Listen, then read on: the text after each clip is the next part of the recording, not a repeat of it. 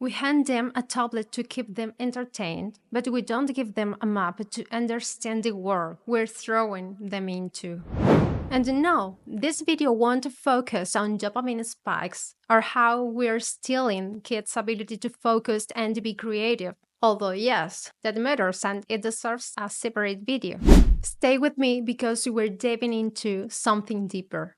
The responsibility we have as adults in this new digital world. Hi, I'm Francesca and welcome to Running Data, a space where we talked about healthy habits guided by tech and AI and how they influence our lives and our behavior, but also about those things we rarely talked about.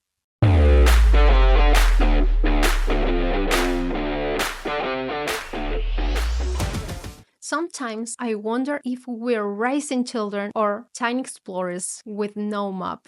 Our generation grew up with rules like don't talk to strangers or don't open the door to anyone. But today those guidelines fall short because now strangers aren't on the street. They're inside their devices, in games, in apps, in TikTok comments, just to mention a few. And us? We're barely figuring out how to move in this world ourselves. Technology has changed the rules of the game, literally. It's no longer just about teaching them manners or road safety. It's about helping them understand that their digital identity is just as vulnerable as their physical body in the street. Before, it was enough to not give in your address in real life. Today, they need to know that sharing things like their username, their location, daily routines, or even pictures of their neighborhood on a live stream can carry serious consequences.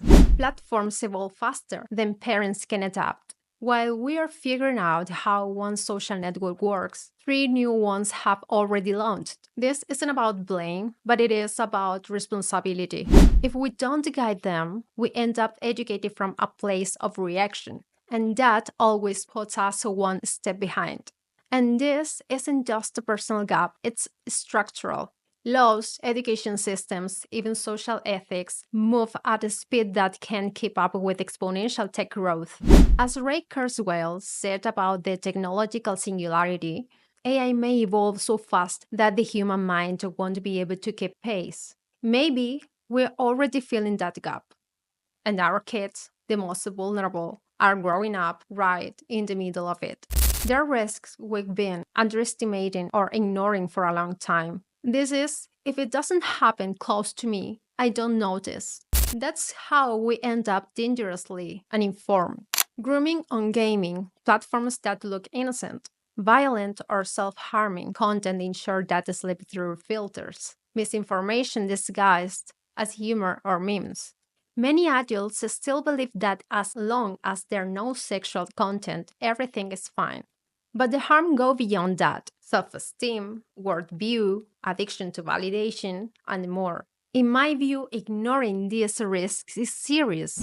If we really want to protect children, we need to understand the space they are in. Tech, trends, apps, video games, AI. It's not about being experts, just about not being blind. Think about new AI tools that can enhance bullying. Just we're already seeing fake news, deepfakes, manipulated content. Tech isn't bad in itself. I always say that, but every tool casts a shadow, and that shadow is the irresponsible use we give it. To teach kids about dangers, we have to know about them first. We gave them access with no manual. We ask for responsibility without guidance. We talked about the screen time, but not about intention, context, or values. Our responsibility is not to ban everything, but to learn with them. Be present, ask, talk, set an example. Most of us are digital immigrants. We arrived when the digital world was still being built. Today's children were born into it. That makes it our duty to pass on what we've learned, and also what we didn't learn in time, because we're the ones who've been able to live through the transition. We can't expect them to figure it all out alone. And no, that knowledge transfer isn't happening. Not in homes, not in schools. Tablets in class might seem modern, but we're still teaching about values, awareness, and responsibility. Skipping those steps only makes the gap wider. Let's not forget, during the pandemic, even teachers weren't ready to teach online. So, how can we pass on knowledge if sometimes we don't even know what we're supposed to be teaching? And now, let's talk about digital footprint. Everything we post, send, or upload stays online forever. Teaching this is urgent because digital freedom means digital responsibility too. Here are some ways we can better support this generation. Talk openly about what they see online. Not spying or controlling, create a safe space where they can talk without fear. Teach them to doubt, compare, and think critically. We live in an info-saturated world without critical thinking. They believe whatever is repeated enough times. Use technology as a bridge, not a babysitter. Tablets shouldn't be the go-to tool to solve boredom or tantrums. They can also be a chance to connect. Watch content together and discuss it. Ask questions, hear their views. It helps them become active, not passive, digital citizens. Digital education is also emotional. What they live online affects them deeply. Let's be there for that too.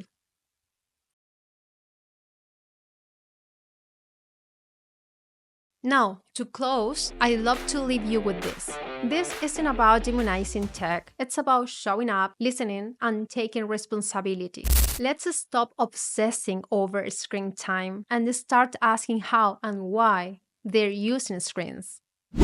Maybe the real parenting control isn't in an app, but in presence, real interest, honest conversation. It's not about spying, but learning, keeping up with their digital lives. That's parenting too. To guide isn't to monitor, it's to be part of their world, to make them feel safe to share, to understand that educating online is about more than tech, it's about humanity. So, if this resonated with you, share it with someone raising or guiding children today. This conversation can't wait. So, yes, as always, this channel is for all of us who like to think a little beyond the algorithm. See you in the next video, and remember, real change begins when we're willing to truly look at ourselves. Bye bye.